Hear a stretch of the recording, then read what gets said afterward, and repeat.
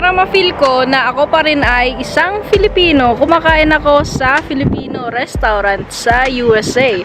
At isa sa mga ito ay ang Kabalen. Meron tayong Kabalen dito sa Florida at dito tayo kakain ngayon.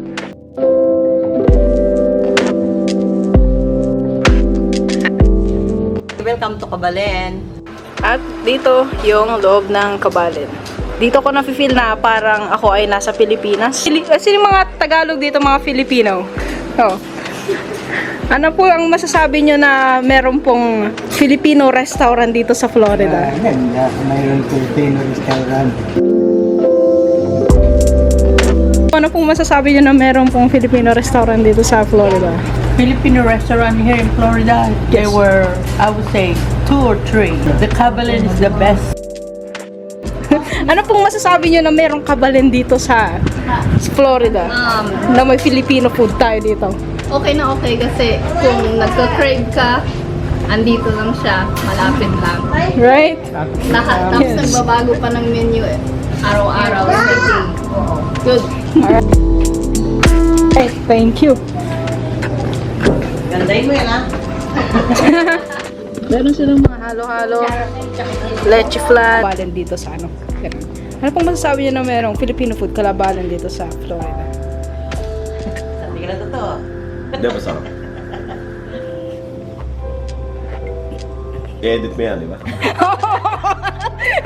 We're not live, right? Yes! Oh, we are? No! No, I'm not lying. I'm not lying.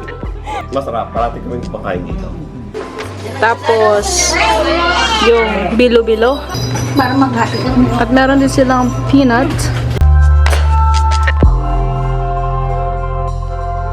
Ang aking pang orderan ay rice na may... Apo, dalawang ulam isang kanin. Okay. Sa Pilipinas, anong tawag doon? Budget meal? Budget meal ang tawag doon natin, di ba? Order tayo ng budget. Gulay. Tapos, heto po. Opo, minuto.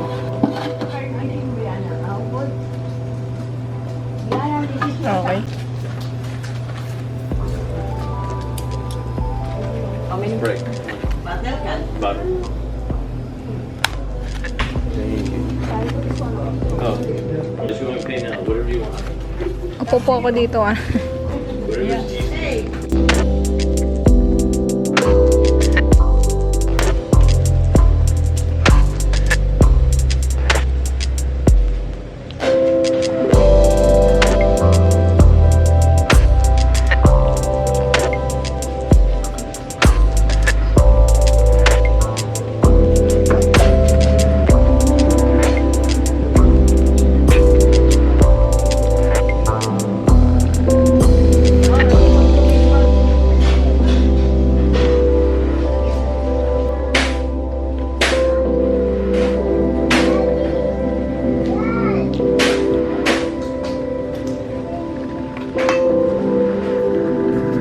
At kung nag-crave kami ng mga sitsirya, ay nandito lamang sila.